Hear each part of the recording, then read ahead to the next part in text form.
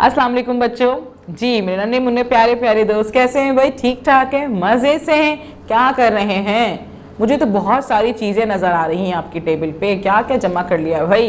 अजायब घर जो बना रहे हैं। हाँ, अजायब घर बन रहा है और इसके लिए आप मुख्तलिफ चीज़ें लेकर आ गए हैं। Very good. अच्छा, हम लोगों ने कल क्या क्या चीज़ें जमा की थी और आपके टेबल में मुझे क्या क्या नज़र आ रहा है? ऐनक भी नज़र आ रही है, गुलदान भी नज़र आ रहा है, बॉक्स भी कोई नज़र आ रहा है, डब्बा सा जी, और लाठी भी है।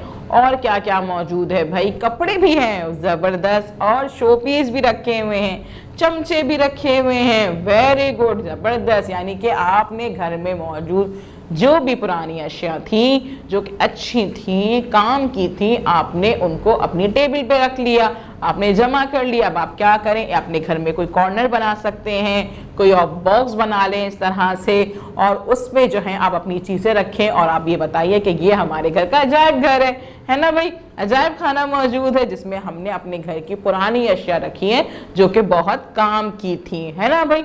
हम वो चीज़ें रख सकते हैं।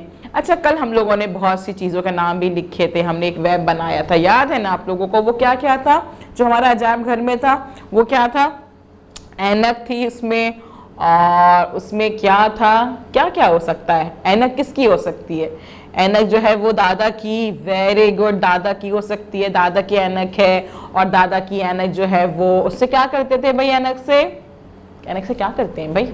अखबार पढ़ते हैं जी, देखते हैं जब नज़र कमज़ोर हो जाती है तो ऐनक से देखते हैं। दादा की ऐनक है, वो दादा की ऐनक बहुत पुरानी है और उससे वो अखबार पढ़ते थे। Very good. और हमारे पास क्या चीज़ मौजूद थी? कलम। ये अब्बू का कलम है, ये एक पुराना कलम है, इससे अब्बू लिखते थे, है ना भाई? हम उसके बारे में हमें पता भी तो हो ना। जो अजायब घर में आपके पास चीज़ें मौजूद होती हैं, आप जो चीज़ें जमा करते हैं, तो खाली उन चीज़ों को जमा नहीं करना होता, बल्कि क्या करना होता है कि उन चीज़ों को हम जमा करते हैं और उसके मुतालिक हमें ये पता हो कि हमने ये चीज़ अपने अजायब घर में क्यों रखी है, इसकी क्या ख़ास बात है, ये क्या काम किया करती थी, ये किस काम में आया करती थी, है ना? तो उसके बारे में आपको ज़रूर पता होना चाहिए। जैसे मैंने अभी ऐनक के बारे में बताया, जैसे मैंने अभी आपको कलम के बारे में बताया कि भाई अगर मैंने ये ऐनक रखी है अपने अजायब घर में, अगर मैंने ये कलम रखा है अपने अजायब घर में, तो इसकी क्या ख़ास बात थी जी? इसकी ख़ास बात मुझे पता हो कि भाई ये मेरे अब्बू का कलम है, इसे अब्बू लिखते थे, ये पुराना कलम है ना? इसी तरह से अगर मेरे पास मौजूद है लाठी, ये दादा की लाठी है, ये काले कलर की लाठी है, इसका रंग जो है काला है, इससे दादा चलते थे, है ना? इसको पकड़ के दादा चलते थे। तो मुझे पता होना चाहिए, मुझे 3 से 4 जुमले इसके बारे में पता होने चाहिए। इसके अलावा क्या है भाई? संदूक है, ये दादी का संदूक है, ये स्टील का संदूक है, दादी इसमें कपड़े रखती थी, है ना? और ये किताब है, ये एक पुरानी किताब है, ये कहानी की किताब है। और क्या है भाई? और पानदान जी, दादी का पानदान, ये दादी का पानदान है। दादी इसको साफ रखती थी, दादी इससे पान बनाती थी, है ना भाई? पानदान भी तो होता है दादी का। और क्या था भाई? और हमारे पास क्या था? सोचे, खिलौने, पुराने खिलौने। आपके अपने पुराने खिलौने हो सकते हैं, ये मेरे खिलौने हैं या फिर अब्बू के खिलौने हैं, इससे हम खेलते थे, ये मुझे बहुत पसंद है। तो ये गाने भी आपके हो सकते हैं, है ना भाई?